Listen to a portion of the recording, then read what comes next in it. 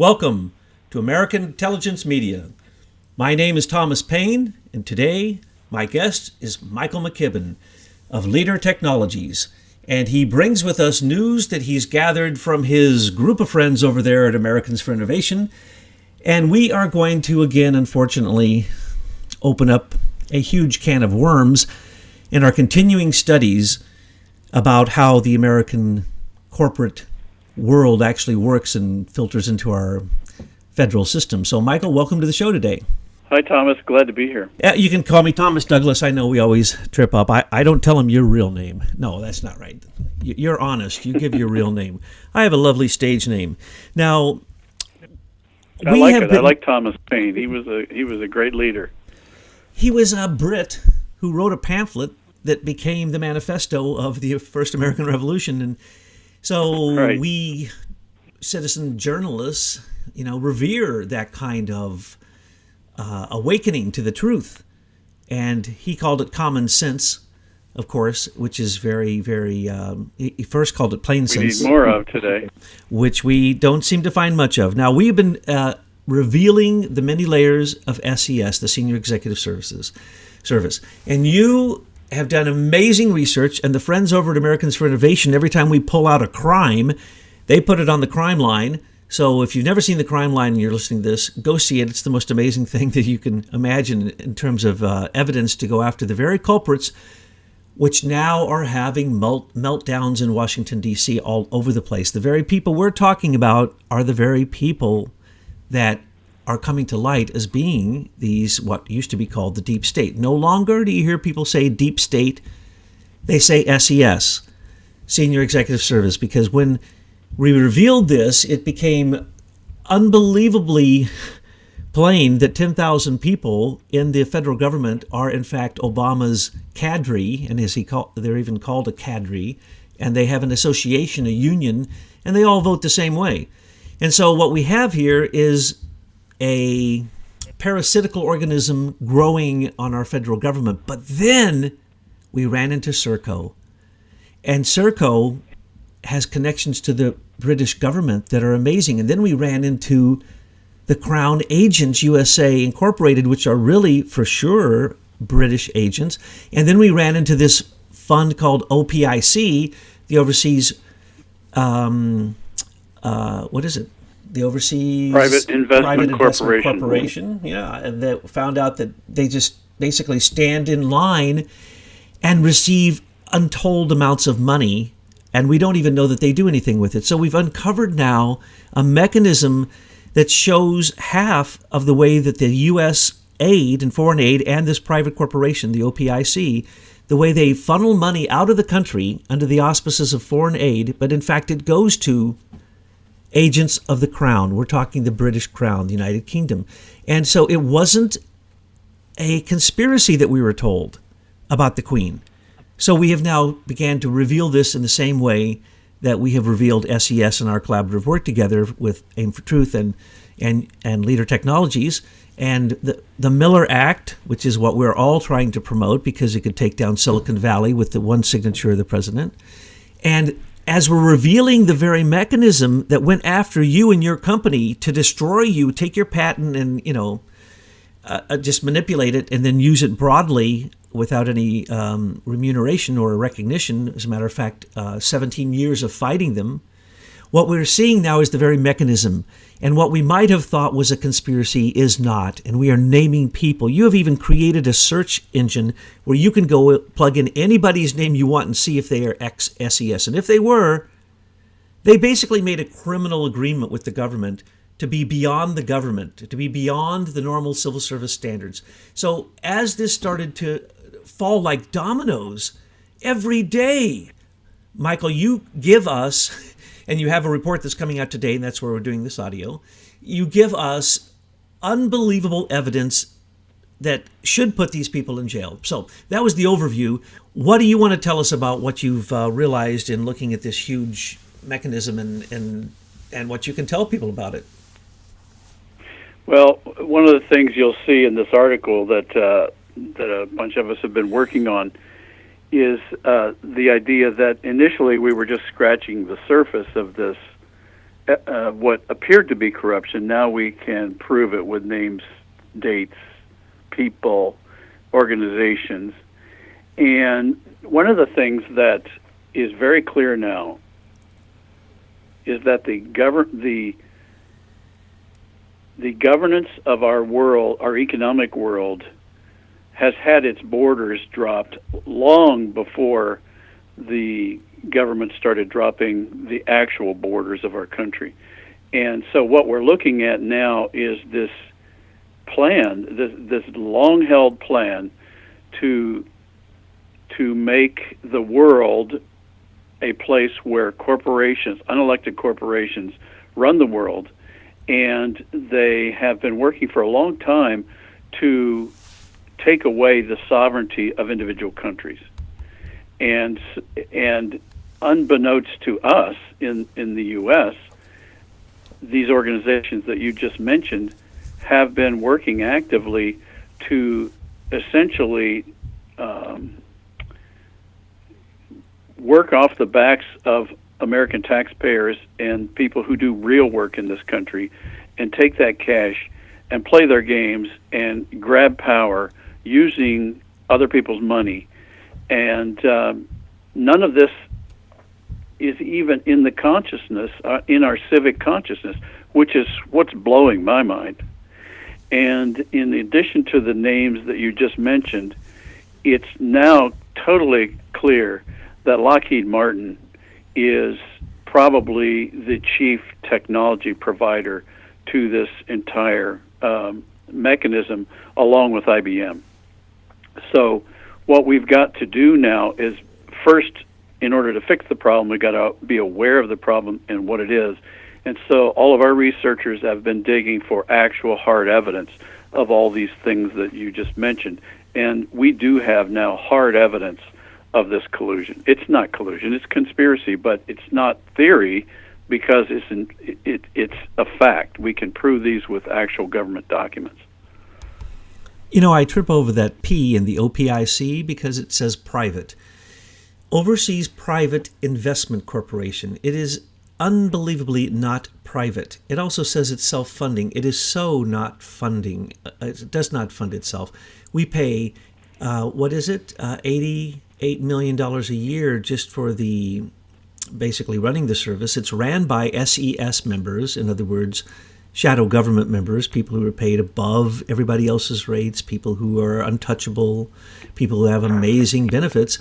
They then sit around and give away the money in this group called OPIC under the auspices of saying that it is maintained and controlled by the government, but it is not. Every year we throw about... We're talking about a lot of money. We're talking about these projects are typically 60 million, 100 million, 200 million. They even go up higher than that. I mean, we're talking about huge amounts of money. One particular project I like in 2017 it was, that we just gave to this Noble Oil company. Oh, Noble Oil is one of the major owners of the of this group that we're going to point out is directly connected to the Queen. And so what it's, this circular way of paying yourself round and round many times for the same thing. But $1.4 billion we paid to Noble Oil to drill in the Leviathan area in the Mediterranean off the Israeli coast. So we gave it to Israel, $1.4 billion to drill for oil. Now, why do we do that? The year before, we gave two grants in 2016 to Noble Oil, one for $400,000, the other one for $450,000, one to drill for oil in Jordan, and the other was to drill for oil on land in Israel. So in 1 year, without looking hard, it was easy to find billions of dollars given to companies in loans that were guaranteed and backed by the United States government and the U.S. Congress. And these are loans that don't even have definitions on them. They don't have percentages. They actually have nothing to comply with. You just get these things. They just are given to you. That's the OPIC. Now, what does the OPIC do? That's the downline corporate cronyism for the old boys club. When you need money for the loan, well, they're going to give you a huge amount of money, and then they're going to guarantee the whole project, even if the project takes 10 years, and they'll guarantee, as you say, hundreds of millions of dollars. I pointed out the ones that were billions, but in 1 year they give away billions and billions of dollars. Oh, it's definitely into the billions. And they directly say that they connect to the USAID, the United States Agency for International Development. Foreign aid, we used to call it, right? $27 billion given to USAID. They then turn around and give it to these other agencies who actually, in the case of the Crown Agents USA Incorporated, they just give it to them here in their office in America, but it really goes then to Britain. Or it might go to an offshore account, or it might go to a hedge fund, it might go to an insurance company. But it doesn't matter because you'll never see it again, and it's untraceable after that. And then it goes to build a power plant in Zambia that nobody knows even exists or where it is. They don't even hardly name where it is. And we have lists of them in our report showing you that we're not making this up. And so what happens is $27 billion a year is given to, in some cases, many cases, to Wells Fargo Bank, to Citibank, to hedge funds, right, to ridiculous people who are obviously getting their share of the pie. And when you look at who is their U.S. sponsor, that's the trick.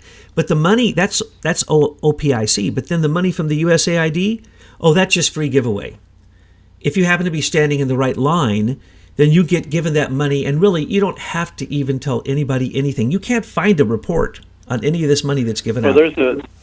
There's a very special authorization, a resolution that was passed in 1999 by the board of OPIC that gave Bill Clinton unlimited discretionary authority to pass up to all of the available cash in OPIC to projects of his choosing in 1999.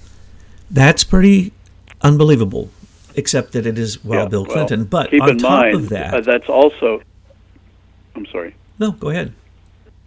Keep in mind that's also at the same time frame when the Glass-Steagall regulations preventing the combination of mortgage and brokerage in our banks, that veil was taken away, and that was when Citigroup was formed. And as it's turning out, Citigroup appears to be the banker of choice in this OPIC. So what we're observing is massive administrative corruption within our government, where the banks, the government bureaucrats, SES, are clearly colluding, and they've set up their own system of governance, finance, all around the planet. And it sounds as if that it's a conspiracy, but it's not, because we're giving you the real facts. And the real facts are that if you go to the website for USAID and you read their description of their relationship to the OPIC, the Overseas Private Investment Corporation, this $27 billion, it point blank states it does not give any money to any foreign country. It only gives to U.S. agents. And then it clearly states that it's only to support U.S. investments in those areas. Oh, well, then wait a second. You just said in your own description, both on the website for USAID and on the website for OPIC and on the website for Crown Agents USA Incorporated, you can read it right there. They describe it very clearly. Their money simply goes to corporations, U.S. corporations who are basically fleecing the resources of other countries. When they say they're going to build a power plant, that's because they have a mine going in right next to that, and they need that power plant.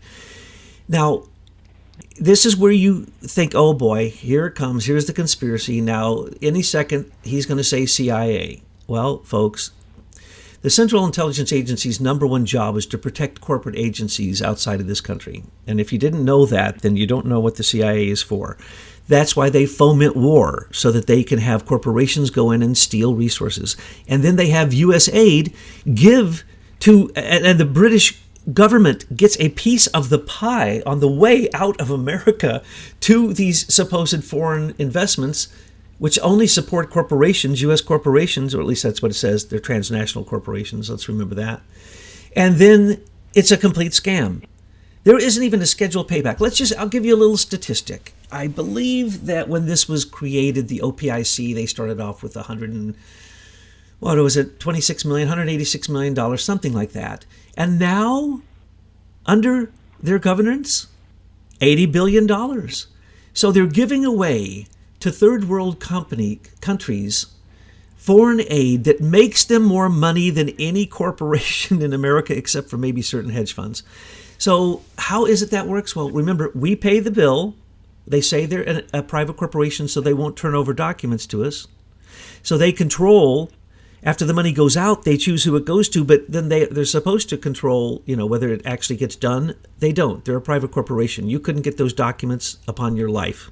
Matter of fact, I believe, Michael, you tried to get some of these documents and spent a half a day to get one document because you and your experts... Well, one of our researchers has had to file FOIA requests just to get any response at all.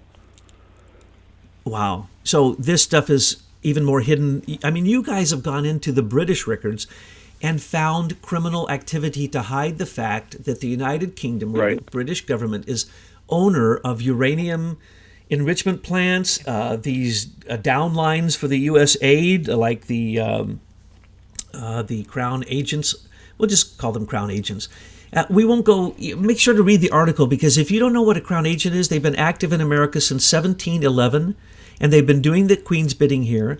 And you'll hear a lot of conspiracies that say that we're a corporation, each state's a corporation, and it's a corporation that owes its existence to the Queen, and that we are still paying through the U.S. Federal Reserve. Well, all of that is partially true, but you have to read the article, because we don't want to talk in generalities. We want you to get the very specific things, and we'll give you the links so you can go look it up. Well, the AFI article coming out today actually has linked to it the actual British Act that created the current version of the Crown agents. They were quote privatized in 1995. So most people would naturally think, well, that's now no longer under the Queen's control. But if you actually read the Act, it's 100% controlled by the Crown. So we've seen that. We've also seen some other very shocking documents in the UK involving Serco. And you mentioned Serco earlier, but kind of left it off the table. But basically, Serco is this huge, massive corporation in the United States that nobody's ever heard of, but in fact is 100% controlled by the Crown. And also in England, Serco, along with Lockheed Martin, are partnered with the British Nuclear Fuels Limited, and they run the weapons program for the United Kingdom. That'd be the AWE, right? It's called AWE. The Atomic Weapons Management Establishment Limited. Yeah, they have so many names. Right. One day you were telling me the list of names and the way they've hidden these things so amazing that some of these are actually shill companies. Is that correct? Right. Yeah, there's a couple other companies involved with that whole program. One of them manages our nuclear enrichment facility in Eunice, New Mexico. And they show three owners. One is a UK owner, and the name is some other name other than the British Nuclear Fuels Limited. But when you actually go look at the corporate records in London, there's another. That other name is the one that they use in their disclosure, but in fact it is just a rename of the British Nuclear Fuels Limited. So what we see is, and if you look at their documents, Lockheed Martin actually runs the British nuclear fuels program. And you're thinking, what? And then you also look into those documents and you see that it says the Queen holds a golden share. So the confusion, what we've learned about everything that these people do is it is always convoluted. There are mixes and matches, and it's all obviously attorneys who do this specifically to keep us lay people out of the loop and not understanding what's going on. But we've got this massive group of investigators now that have said, okay, fine, we're tired of this. we're going to start digging into this. And as we've done that, it is possible, even though they hide pretty well, it is possible to find the evidence that shows how they're all colluding. And we use the word collusion, I think, now because we've kind of warned away from using the word conspiracy. But it is clearly a group of people and various organizations conspiring with each other against the United States, against Britain, and it is global. You mentioned Serco. Let's give that as an example. People would say, oh, Serco, yeah, I've heard that myth. I've heard people talk about that conspiracy. Yeah, it can't be true. Well, here's the reality. Serco basically controls the data service management, buses, planes, airports, visas, immigration, the military data, corporate data, you name it. Serco owns it outright in Britain. That is correct, and we actually have the hard evidence to show that is all true. And that's in Britain, in Canada, in New Zealand. They absolutely control these services. Now, how did they do it in America? By the way, there are 11 Serco contracts, which we link to this article, with various agencies related to classified and top secret projects with the Army, Navy, Space War, Intelligence, Air Force, Coast Guard, Marines, U.S. Border Patrol, the U.S. Department of Transportation, and Commerce. And Serco operates, get this, this is a British company that operates 58 of our air traffic control towers in the U.S. Now, why have we heard of this company? Why would we let a foreign government run these things with such incredible national security sensitivity? And when they have contracts with the FCC, the FTC, the FAA, the Department of Justice, the Department of State, Department of Homeland Security, ERO, ICE, GSA. They run some of our prisons, and they consult to the Pension Benefit Guarantee Corporation, and they even run some of our U.S. military boot camps. I mean, it's just unbelievable. They have billions of dollars worth of contracts in America. Their reach is beyond what anyone knows. What we have found out is staggering, but it could be worse. There could be other hidden forms of this. But here's a little story for you. America loves monopolies ever since Woodrow Wilson gave the country over to a group called the Inquiry, which later became the Council on Foreign Relations, which then, of course, made sure that the United Nations came into existence. And since then, these corporate, what they were called in those days, robber barons, were allowed to run everything. So monopolies were supported by the U.S. government. Bell Labs, AT&T, even now, Sprint. People don't realize that all the wires that are put in by Sprint, AT&T, and what's the other one? Viacom, Verizon and Viacom, all those. Verizon, T-Mobile, Global Crossing. 47% of that is paid for by the U.S. taxpayer.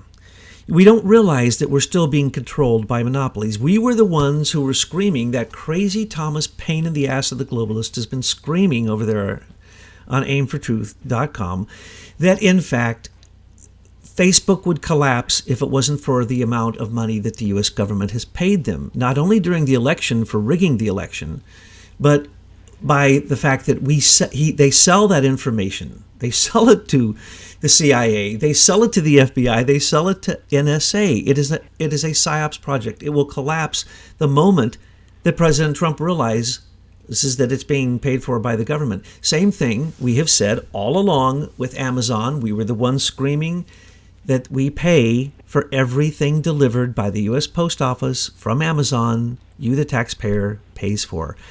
That's why Google is a monopoly. All of these come from the government. These are things stolen from leader technologies, advances and patents in basically making social networking scalable for the entire world. And the moment that the president signs the Miller Act, that's it. The whole Silicon Valley could collapse because it would be found to be a RICO antitrust monopoly coming out of the IBM Eclipse Foundation. And the proof is already there. It's already gone to court and on and on. But what we're saying, and what I'm saying here, is that Serco is the same kind of thing. The SES allows this stuff to happen. As a matter of fact, I was just reading somebody who was on the inside who said, oh, no, you can't get through the bureaucracy. It doesn't matter who's elected. has nothing to do with Washington, D.C. It is the bureaucracy, and it is a status quo, and it does not change. We have now revealed that through SES. We've revealed the British incursion into America. This is what happened. RCA, Radio Corporation of America, I think it was called, basically had a monopoly after the First World War. And then they became so huge, GE, General Electric, bought into it, and then they had a huge monopoly with the government, especially military contracts. So they both got too big, so they busted them, they broke them to pieces, and then later GE bought back what was left of RCA, got rid of all of it and selling it except for one part, data management. And then GE bought up RCI and SI International and CACI, basically buying up what were all of the high-tech data managements of everything for the military and the corporations in America. So here you have GE, what was a monopoly, buying it all up, and then what do? That's right, they go to England and give it to them.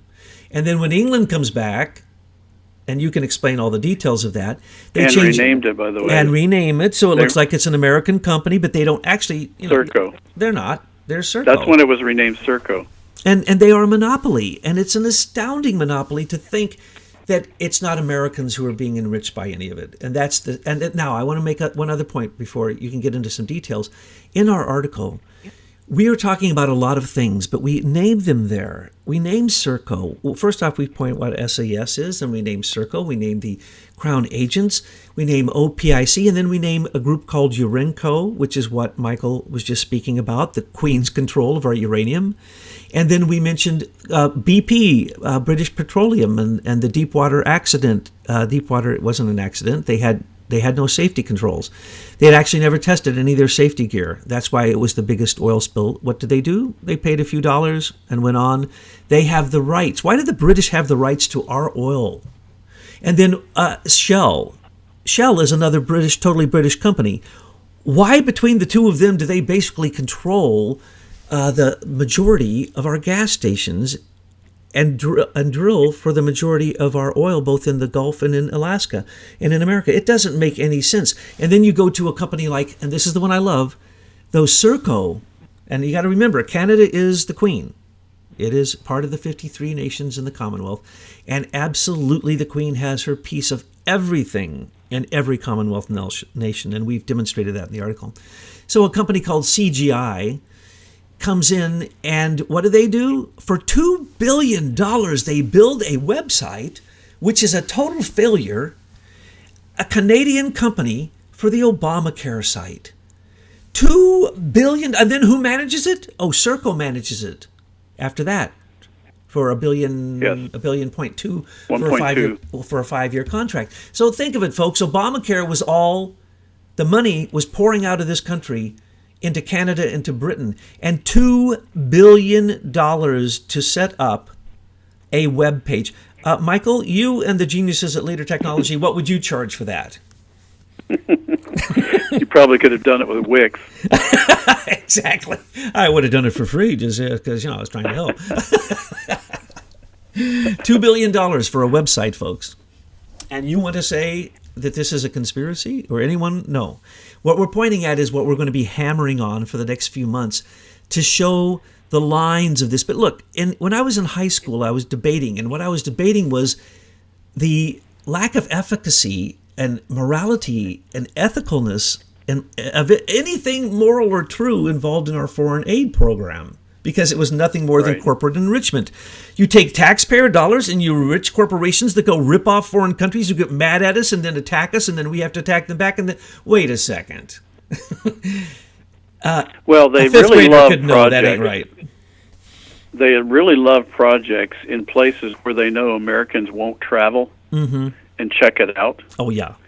And so consequently, we see these, and they all sound so great on the surface. It's for food, it's for medicine, it's for hospitals. It's always the same. It's to help the children. But look what happened close to home in Haiti. It was all for the children, and yet the Clinton Foundation was dramatically enriched.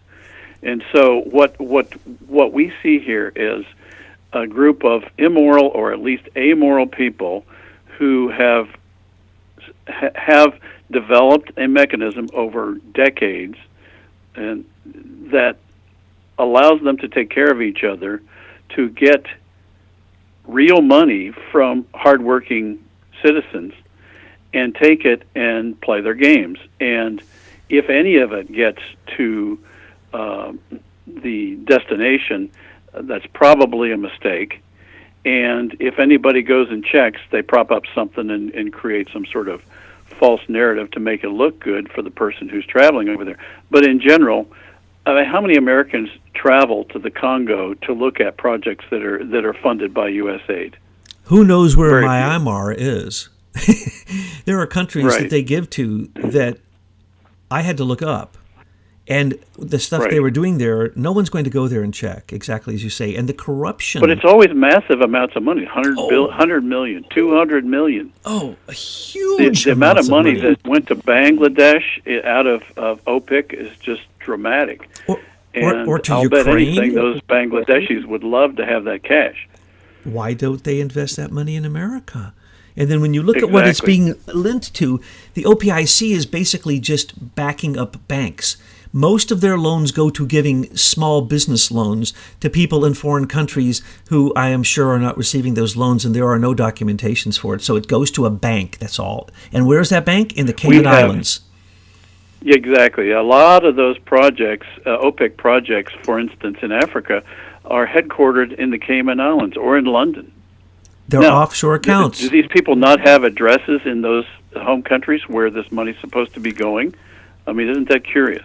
The one I like is a hedge fund that hedges, after they give that country money, hedges on whether there'll be political instability in the country. So if there is, the hedge fund makes money. So do you think that the hedge fund didn't know that the CIA is going in there to disturb things like they did in Sudan, like they did in Libya, like they did in Egypt, like they did in Syria or Iraq or Iran, Afghanistan, or don't get me started, but let's go back to Serco.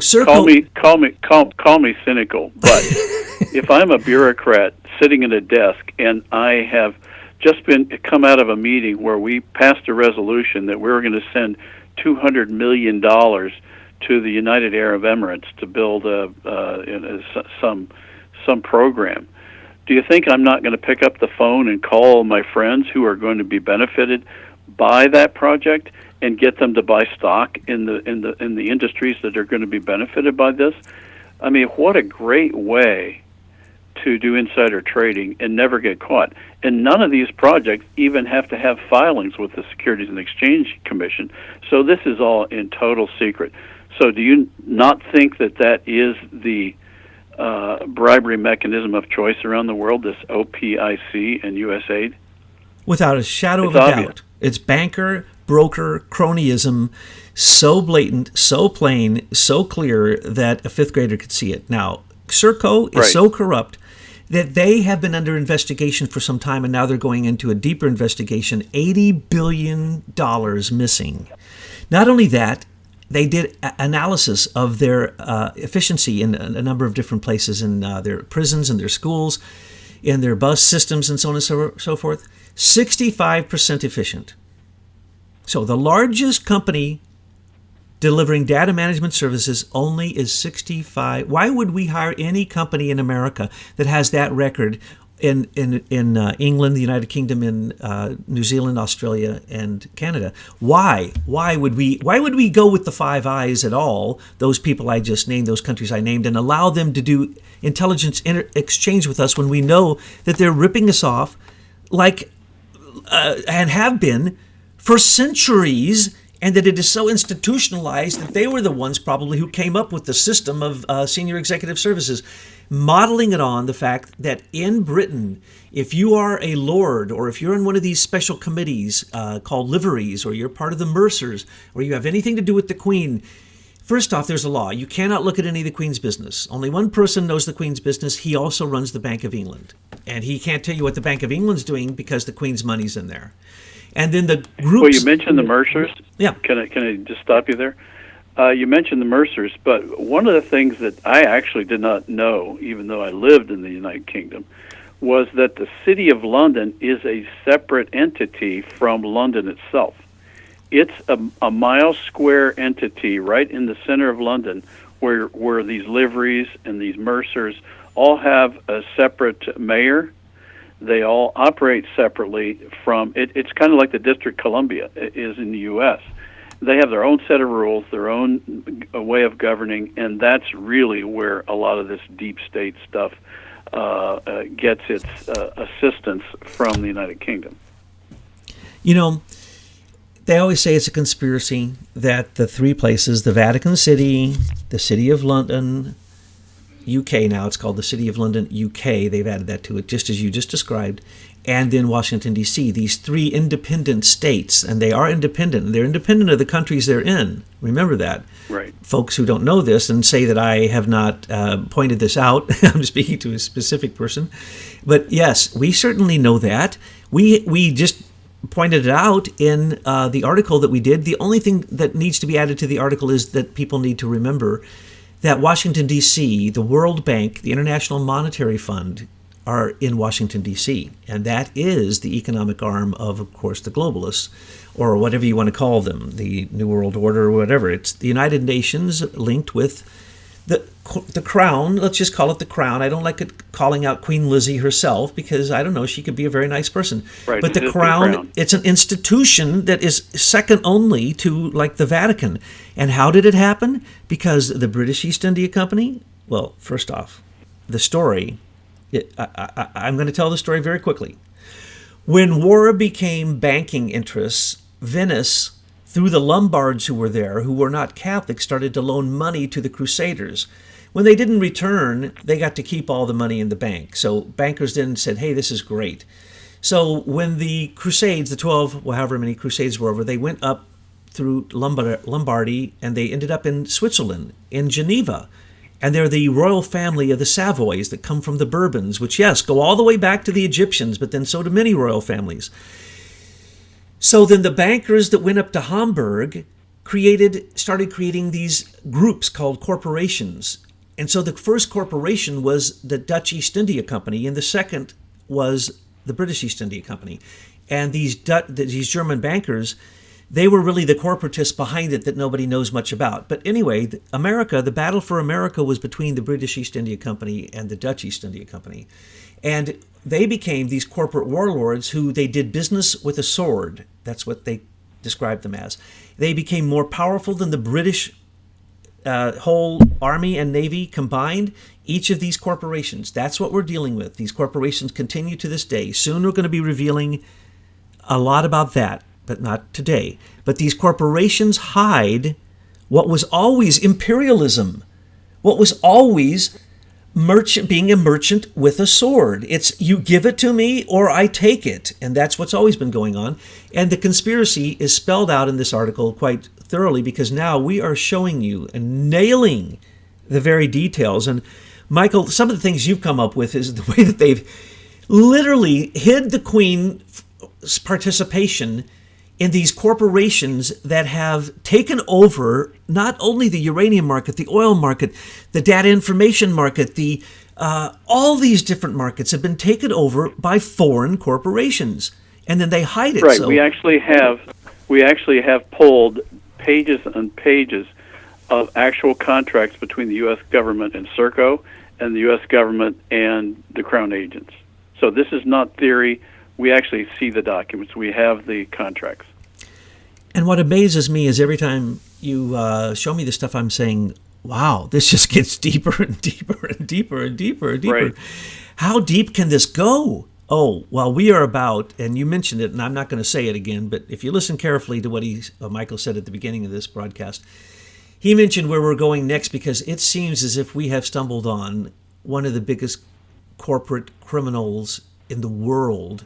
And what we want to make clear is the Queen and Putin were fighting over the uranium market. It's called Urenco, that's the Queen's group, and Tenam, that's the group where Vidam Minikin had to go to jail because Putin, he was Putin's representative in America for Rosatom, buying uranium using our enrichment facilities and then selling it not only to our own facilities, but taking it out of the country illegally. Same thing the Queen was doing. She was buying from her Rio Tinto uranium mines in America and And I think you just blew my mind earlier before we started to talk about is it true that the uranium was on the Bundy land? We've just had one of our researchers digging into the issue of thorium and the sources for thorium power. And he just confirmed, just before I got on the phone with you, that the largest deposit of thorium in the U.S. is over the Bundy Ranch. I had gotten in my research close to that, but I was not willing to make that statement because I thought, no, that can't. Oh my Lord, if that's true, surely someone would have discovered it. So you guys, in your deep actually research, has the maps. So you have it. You have the proof now. So you see, folks, that's what's really going on. This is, and who's getting the uranium? Not Americans. Who's digging it up? Not Americans. That was either Brits, it was probably Russians digging it up, taking it to an American facility that taxpayers pay for, enriching it, selling it to our enemies for a profit, lying about it, extortion, fraud, money laundering, you name it. That's what that indictment was about with Tenam, which was Putin's Rosatom version of Tenax. Rosatom owns Tenax, which is the Russian Nuclear Regulatory Commission, basically, and their American form of it is called Tenam, Tenam. I always tell you the truth. You can look this stuff up. And we, right on our own turf, we're having a turf war between the Queen of England and Putin himself, fighting over our own uranium and stealing it and selling it. And who approved of this? Jeff Sessions, because he was on the he's actually in 5 committees that had to look at it. 3 had to actually vote to approve the CFIUS sale of uranium 1. So Jeff Sessions, Robert Mueller, who delivered the yellow cake, Rod Rosenstein, Comey, the whole group of them. They were all involved in this and hiding it for 10 years. This is one part of the tip. This is the tip of the iceberg. Uranium is very expensive. Well, if we go back to what I said earlier, sorry to interrupt you, but it reminded me, I'm actually looking at the corporate document out of the British Companies House that describes the ownership structure of the AWE Management Limited, which is Atomic Weapons Establishment in the UK. And I'm looking at 3 sets of shares of 50,000 each, A, B, and C. A is the British Nuclear Fuels Company, B is Lockheed Martin, and C is Serco. So we've got Serco and Lockheed Martin obviously deeply involved in the British nuclear program. And when you actually pull the Serco, the AWD recent documents in 2018 or 2016, I think was the document, it actually says that the directors consider Lockheed Martin as the controlling shareholder of AWE Management in the UK. So what is that? I don't get that. An American company is running the British nuclear fuels program? They're not American. And Serco's an equal partner? Yeah. Well, that's because Serco is now basically, that's the queen. So anything nuclear, she's going to have to be in on it. And basically, I would say that Lockheed is, in fact, it's a transnational, international, globalist company, and they are not American. And they are controlling nuclear weapons and uranium and plutonium, of course, weaponized each, in many countries. So what you have here is what we've always said is Highland Forums has sold out our technology to everybody else. But this goes down into oil, it goes down into data management, it goes down into everything. Right. So when we're talking about this, let's give an example. We're not just picking on Queen Lizzie. Let's pick on, in our own country, Dick Cheney, Halliburton. Okay, Daddy Bush retired. He was a millionaire. 1 year later, he's a billionaire because he joined Carlyle Group, which controlled Halliburton. And then after that, what happened? Halliburton got every contract, no bid, in any war or in anything to do with oil rigs. So Dick Cheney was chosen to find a vice president. He looked around, he found himself. And that was 1 year after he had been charged with 5 grand jury indictments for selling oil rig replacement equipment to Iran while they were under a sanction. Nothing came of those 5 grand jury indictments. Isn't that amazing? He becomes the vice president, conducts 9/11. He's the person in charge of the attack on 9/11. That's a fact. That's not even debatable. And then what does he do? He gets out, no problem. He doesn't get, no. As a matter of fact, he's on Genie Oil right now, which is drilling oil in the stolen Golan Heights area. And along with Rupert Murdoch, Nathan Rothschild, James Woolsey, and a few other corrupt people are making money off oil while Benjamin Netanyahu is giving them cover overhead with fighter planes. So, and they're also getting in on the Noble Oil. It was probably directly for Genie that the Noble Oil drilled, more than likely, because Dick Cheney would have known how to manipulate that. Now, how much did Dick Cheney, has he profited? Non-stop, because he was on the Halliburton group when they, KBR, the whole thing, the entire Iraq War, half of those soldiers were Halliburton. The entire services provided for them was provided by Halliburton. Well, it's pretty clear that this group of people has a plan, and they're executing on that plan. And a little bit closer to home for us is the fact that in 2006, Serco was actually handed the operating control of the U.S. Patent Office. When I heard that as an inventor, I was just outraged. How in the world would we give up our sovereignty to a foreign corporation for all of our most valuable creative assets in this country? That right there tells you the people who are making these decisions are sick. And they weaponize and every inventor in this country ought to grab the pitchforks. Absolutely. Because this is outrageous. And they weaponize it. And they share it with the Brits, and then they share it with the Russians. I mean, when Hillary Clinton went over there and did the reset button, remember, she had just given them $400 million for a new uranium enrichment plant so that he could continue to rip us off even more. And while she was there, she made, and you can get into the details of all the corporations, go with her and donate money and build their own facilities in Russia in Skolkovo. Did I say it right that time? Right. Skolkovo. Cisco, Intel, Google, Microsoft, and Wind River. It's all the tech lords from Silicon Valley who received our technology. Stolen technology. And they've gone to China, shared it. They've tried with South America, with Europe, all over. They took that technology, and the people who took it there are filthy rich now because they came out of IBM Eclipse. They took the base code, or the patentable material, the copyright, the invention, the IP, innovations. Yes, the innovations, the intellectual property, and they simply said, "Oh yeah, we're going to share it with these companies that are all set up to go." And they were set up to go because the insider traders were ready with the venture capital.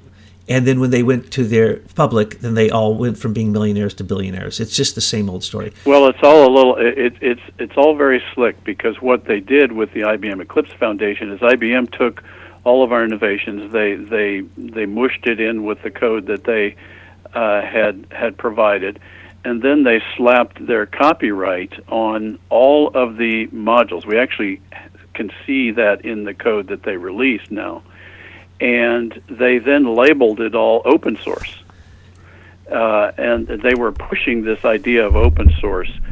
And the primary reason, we can now see the motivation for this movement toward open source, because what they wanted to do is they wanted to put a firewall between everything that the Patent Office had done prior to them devising this strategy and everything subsequent, which they wanted to control. So that what they did is they stole all the technology that they needed to put this platform together. And it's not only ours, by the way. There are other inventors that had their technology stolen as well. And they put this all in a big bucket in the Eclipse Foundation, and then they issued it all with IBM logos on it, with this notice that IBM was giving all of their code away as open source so they could build this global intelligence infrastructure. And this happened in the summer of 2001 is when they started this process. And this, uncannily, was exactly the same time that William Binney saw the NSA going rogue. He actually said that they're going rogue here in the fall of 2001, which was exactly when the IBM Eclipse Foundation was founded, which is November 29th of 2001. So it's all very clear now what was going on. And we have the proof. So they created this firewall. They distributed this source code to everyone on the planet so that they could control the back door to everything. And now I just heard today that Bill Gates is now advocating that the world, the tech community should be able to spy on everyone. Well, he's just announcing something they've been doing for decades. We've announced that so many times that I'm tired of talking about the satellites that already have Wi-Fi, that are already beaming down 5G on you, and can read your body. I now just talked with someone yesterday who invented something which they have. They can read your body with 5G. They can tell how you feel, and then they can induce how they want you to feel. It is absolutely amazing, the technology that's there. Now, the question is will it be weaponized and will it be targeted at you? And that's the big question. So what we're pointing out here is that Serco being in charge of the patent office is criminal.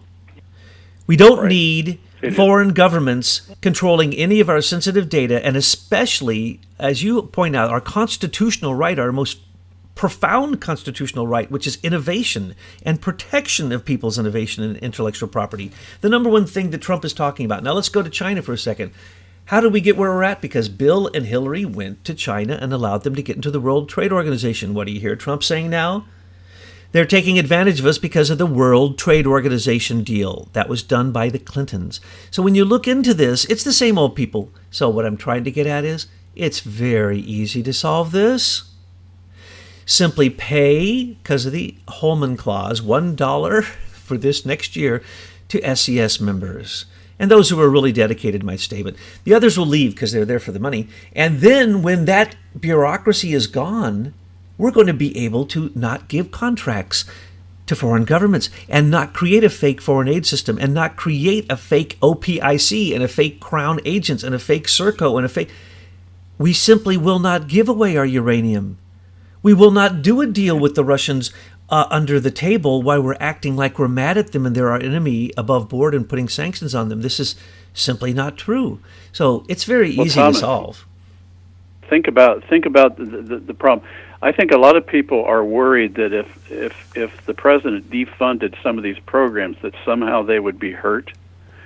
But what we see is these aren't real programs, and these are just people siphoning off money that would otherwise be going to actually create things. So as far as I can see, cutting off this funding would not affect anybody negatively and would in fact probably greatly enhance their capability of creating real value for our society. And almost every criminal that we speak about in Washington, D.C. is an SES member. That's because when they became a government worker, they said, I'm not going to take that civil servant pay. I'm going to cheat you from the first moment that you appoint me. I don't have to know the job. I'm just going to be in charge, and there's these 500 lawyers at the Department of Justice that are going to protect me, and once I'm there for a year, you can't fire me. I have tenure the rest of my life. I get a retirement for... It's beautiful being an SES member, so therefore, whatever you tell me to do... Haven't you received actual reports that that's what went on inside since the article started being published? Yes, when your geniuses put together the SES search engine, many SES members immediately retired, Andrew McCabe being one of them. Don't forget that Andrew McCabe was trying to just retire into his SES retirement, which they say is $56,000 a year. That is a joke. That is a joke. No one knows how much he's being paid, and there is no way you can find out unless you happen to be one of those 500 lawyers. Bruce Orr, who is the criminal involved with his wife Nellie Orr with the Russian dossier, criminal, he's still on that Council of 500. He's still going to determine whether Andrew McCabe gets his retirement. That's how corrupt the SES is. Get rid of them, and there would be no bureaucracy, and then people would say... They would not be able to say that's not possible. You'd have to have 10,000 people in on this to pull that off. There are 10,000 people in on this to pull it off, and they all know they're in on it. And that's the amazing thing. So let's, when we say deep state, we need to define it. And if we're going to say shadow government, that to me means SES members. And then when we're going to talk about the deep state, that's the people the SES members give money to. Serco, Crown agents, to their friends at the OPIC, to all the people they give $27 billion to from the USAID. These are all decisions going across the desk of SES members. OPIC, as a private corporation, is run by SES members. That just infuriates me. That means it is always going to be bureaucratic. The patent office is run by the SES and now outsourced to Serco, which tells me the patent office must be canceled, must be completely redone. We can't reform something like that. It's just too big of a mess. I totally agree with that. Not only that, right now, today, in 2017, right now, 5,000 patents have been seized in 2017 for national security purposes, and those 5,000 inventors get nothing, and they are threatened that if they even speak of it, they can go to jail or be fined. If they start up again making another one like it or a prototype, they will be jailed and fined, or both. And many. I didn't get threatened. I just got ripped off. Yeah, you got ripped. Well, that's because you had something they really wanted. They played you with the top people in this. That is true. Patent scheme theft that started with Hillary and Bill down in Rose law firm down in Little Rock, Arkansas. That's where it started. Comey, Mueller, Rosenstein, Chandler, Summers, they were all there in 1993, and they were just from that point on stealing the patents that had money behind them that they could also weaponize. And of course, the Highlands Group for DARPA and for In-Q-Tel get their share. If it can be weaponized, you can bet the military is going to get it, and then they're going to release it in open source when they're done with it. And what are they going to do then? They're going to surveil all of it, control all of it. That's what they do. The internet is a weapon. It has been weaponized, but what they don't know is it can be used against them, and that's what we're trying to do with citizen journalism. Well, we need to have a all-hands-on-deck creative force that starts to determine how privacy and property can be protected in our new economy. That is very clear. That is one of the most important things. Michael, we're going to end this now. Let's talk again soon about further research and getting into more details now that we've set this up for people to understand, because let's just admit it, when you and I and the other groups looked at it, we just had to stand back and keep standing back further and further and further right. to see this amazing picture. But you know what? Right. It's easy to solve, and that's what we're always trying to give you is hope and solutions. And so thank you. And thank you to the geniuses, you and your geniuses at Leader Technologies, and thank you to your friends at Americans for Innovation, and thank you, Betsy, for always leading us in the direction of the Second American Revolution.